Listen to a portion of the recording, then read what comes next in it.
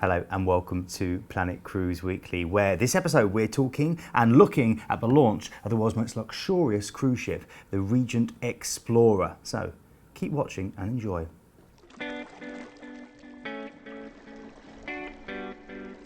Well, hello and welcome to episode 21 of Planet Cruise Weekly. Fresh off the back of the success of last week with solo cruising, many lovely comments, so thank you for that. Did well on that one, didn't we? I think so. The guest yeah. liked it, I think. I think they did, yeah. Including my lady, and she's not solo, so, well, not yet anyway. Maybe I will be at this rate. However, this week, it's all about luxury, isn't it, Glenn? This is up my alleyway. This is where the Essex boys should be talking. Luxury, bit of quality here. So yes, this is the Regent, the new ship that's just launched. Regent Seven Seas, the Regent Explorer, 13th of July 2016. Now, they haven't launched a ship, as in Regent Seven Seas, since 2003. They budgeted $340 million for this, although they went over budget, though they won't say by how much. But we have some very interesting statistics. First of all, Glenn, how many Well, there chandeliers? are 5,000 glittering chandeliers on here, 2,200 pieces of art on board, including Chagall and Picasso. A 14-night voyage on there will consume £2,000 worth of lobster. And as I said, it is absolutely stunning. I think there's been a lot of information in the newspapers. I was reading an article, I think, in one of the papers the other day about it is classed as the most luxurious ship at sea. It's making waves, if you'll forgive the nautical pun, and of course was launched by Princess Charlene of Monaco. And also, very beautifully, a 40-minute performance by Andrea Bocelli. Now, the maiden voyage is the 20th of July 2016. Where's it going to then? It's a nice one, this one. It's sailing from Venice down to Saint-Tropez, Ibiza, Palma, Barcelona, and then over into sort of Eastern Europe as well, Split and Kotor as well. So a nice cruise, 14 nights all around the Mediterranean. Now, this is the fourth edition, of course, to Regent's fleet.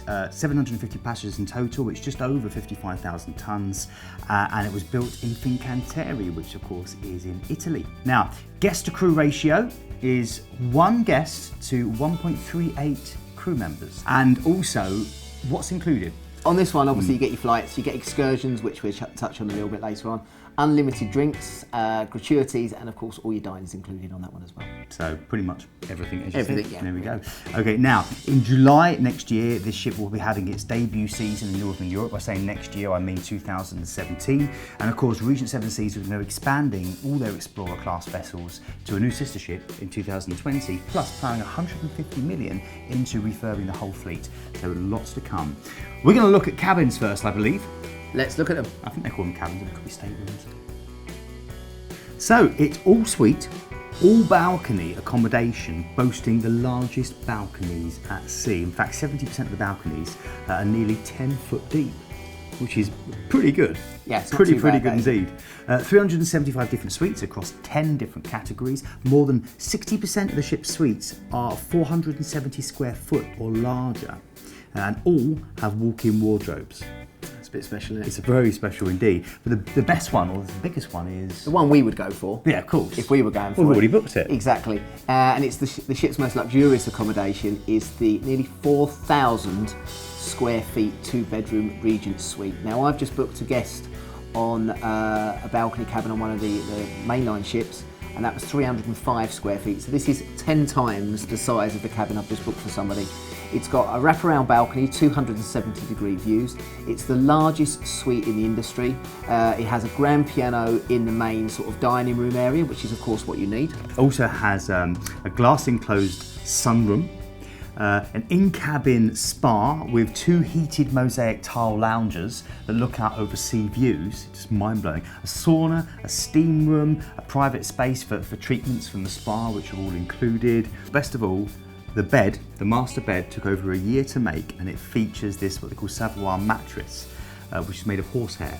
Lovely. And this horse that they breed purely for the hair that they use in the mattresses. So it's not from DFS then? It's not from DFS Okay. or IKEA. IKEA, Although yeah. other brands are available. Yes, they are. Okay. Now there are also 8 entry-level staterooms available, aren't They are, yeah. You've got the entry-level veranda suites. They're 219 square feet, and I thought, well, that's not very big. So that's just the balcony, 219 square feet.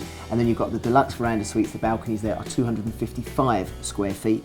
Both include living area, sleeping quarters, and are also the largest standard balcony sizes in the whole of the cruise industry. Then you move on to the superior suites, which are inspired by the homes of the Hamptons. They're in kind of blues and browns and whites. beautifully spacious again. They feature a separate bathtub and shower. And if that's not for you, you've got the concierge suites. These are in Cape Cod colours, light sands, blues, whites and deep browns.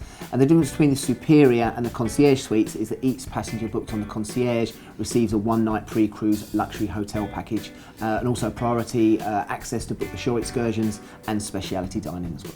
Then of course you've got a selection of different top tier suites. These include the Penthouse, the Seven Seas, the Explorer, the Grand and Master Suites, as well as the aforementioned Super Regent Suite. Next we're talking about food. Now, food on board the Regent Explorer. Well, first of all, we should say there are 6 different restaurants and there's no surcharge to eat in any of them. It is all part of the all-inclusive offering. Now, the flagship restaurant is the Compass Rose. Serves a great mixture of continental fare. It's a beautiful, beautiful restaurant, and even the bread plates and the chargers are by Versace, which gives you an idea. And in fact, the real focus of the restaurant is this hand-blown Murano glass ceiling fixture. There's also the popular steakhouse that's returning. Yeah, that's on their other ships as well. Always very, very popular, this one. They do the 32-ounce prime porterhouse steak and Alaskan king crab as well. You've got a gorgeous bar which you can dine at if you choose, or obviously you have it in the main restaurant as well. And again, if you don't fancy that, you've got the casual veranda cafe with its elegant evening version called Set Mare at La Veranda, which is absolutely stunning. And again, you can watch the sunset there as you sit and have a nice bit of dinner. Another great casual option is the Pool Bar and Grill, which caters for things like made-to-order burgers and seafood and sandwiches and fresh salads. And there's 2 new specialty restaurants that are going to debut on the Seven Seas Explorer. There's the Pacific Rim. Pacific Rim is an upscale pan-Asian restaurant, a menu that reflects the Asian cultures. Includes many sort of different starters like tempura, soft shell crab, and entrees like the Korean barbecue lamb chops. There's also Chartreuse, which will be a journey in French cuisine. New twists on classic dishes such as poached blue lobster, caramelised lobster roe, and lots of gorgeous steak as well, steak tartare. We love that kind of stuff.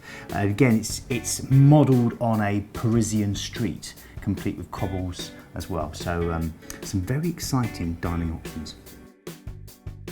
Now, one of the areas that sometimes the more upscale cruise ships in the industry get criticised on is the fact that they don't necessarily provide enough variety of entertainment or enough of that kind of big show feel. Maybe because people don't want that, but this is going to be different. I think a lot of it with the upscale is normally people that go on those have probably cruised a lot of times before and they've seen a lot of the standard shows, so they don't bother. So maybe they don't invest as much in the entertainment of some of these ships, but I think it's a bit different on here. Yeah, they've gone into partnership with Norwegian Cruise Lines with this, and so a lot of investment in the entertainment deliberately on board. They've got a great theatre called the Constellation Theatre. It's going to have a wide range of different activities, concerts, theatrical performances, both during the day and the night, and 4 brand new shows. One about Peggy Lee, featuring her hits from the 1950s. There's one called My Revolution, with kind of a 1960s kind of feel. And there's a Parisian-style burlesque show, which will be right up your street. Lovely. And there's one called A Day in Hollywood, which is based on a Tony Award-winning musical. So lots to look forward to there. And then some great lounges also offering entertainment. Yeah, you've got the Observation Lounge. They've based this on the Great Gatsby decor in there as well, which is stunning, and it's sort of a take on modern roaring 20s, you know, so it's a really good atmosphere in there as well, and it's great just to sort of sit there and relax, and as I said, very, very popular, and this is located not too far from the main theatre as well. Another great place, the Meridian Lounge. That's where you'll be able to go for pre-dinner drinks, has a dance floor and a stage again for live musical performances. And then you've also got the Explorer Lounge as well, and this provides more of a country club vibe as well, with the rich mahogany wood columns as well, and as I said, it's got live music in that every single night as well.